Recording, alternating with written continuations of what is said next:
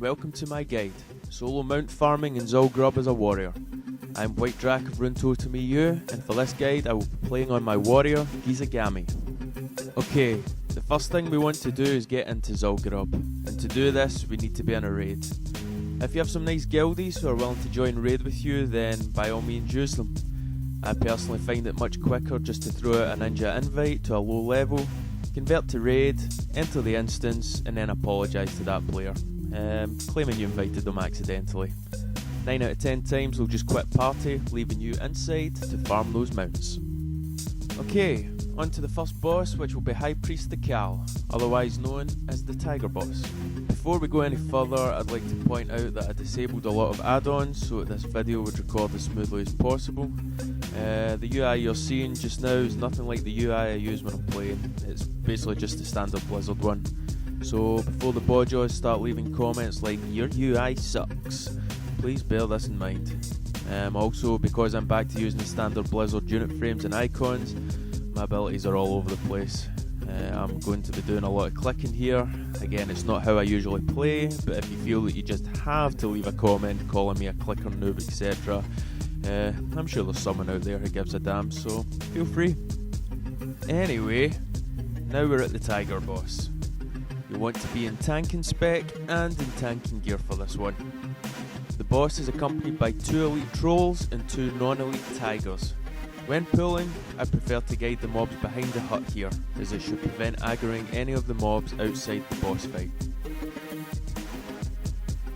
First off, kill the damn tigers. The fight itself is a 2-phase fight. The key point you must remember in phase 1 is that all 3 mobs must die within 10 seconds of each other, otherwise they will be resurrected by their allies. Try to burn each mob's health down to, say, between 5 to 10%, and then unleash hell with your AoE abilities such as Thunderclap, Shockwave, but most importantly, Revenge. The only other thing you have to concern yourself with in phase 1 is the female troll, Zealot Lacan, who will try to heal. She's easy enough to interrupt though, so shouldn't pose a problem. Once all 3 trolls are dead, the Cal will reappear as the Tiger Boss. This is phase 2.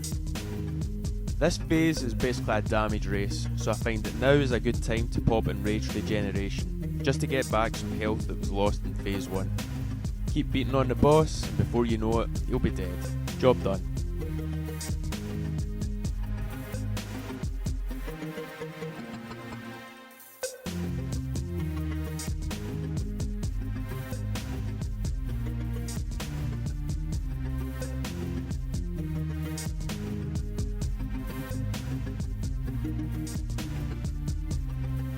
Okay, on to Bloodlord Mandakir, also known as the Raptor Boss.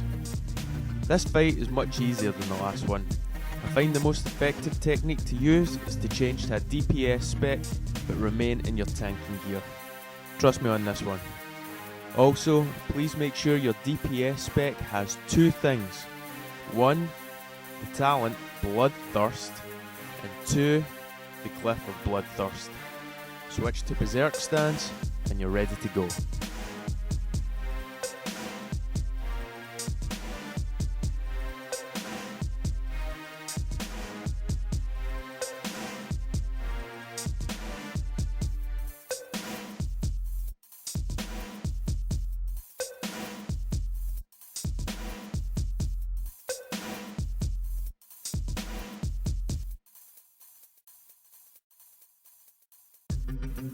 The fight itself begins when you kill the little bugger at the bottom of the stairs.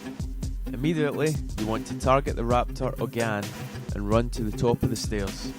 This is where the entire fight will take place to avoid outside mob aggro. Here's the benefit of Bloodthirst. The talent, along with its coinciding glyph, have turned you into a mob's worst nightmare. You're a warrior that can heal itself. Spam Bloodthirst, spam it till the cows come home. The fight may take a while this way, but let's face it, you're not here to max out your DPS. You're here to take the boss down efficiently without risk of wiping. Screw DPS, you just want your mount.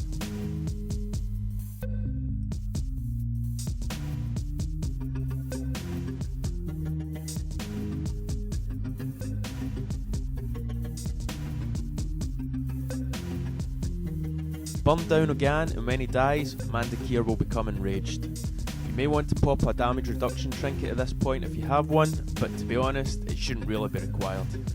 Now Mandakir will perform a whirlwind ability, just ignore that, you're tough enough. He'll perform a charge ability, just ignore that too, you're tough enough. And he'll perform a fear ability, just run back up the stairs to where you were. Trust me, if you spam Bloodthirst throughout this fight, you can't go wrong. He will go down, guaranteed.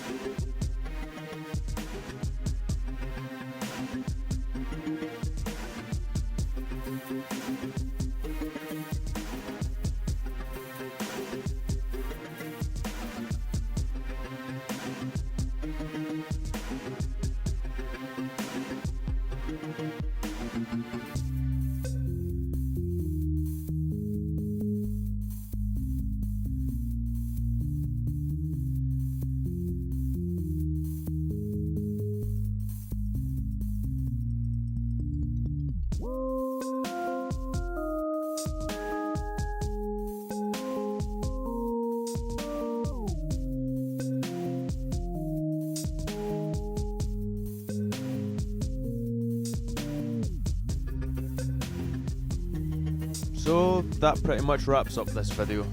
As you can see, I was lucky enough to get the Raptor mount in this run. Oh yeah. I hope this video has been of some use to you, and please feel free to rate and comment. All the best.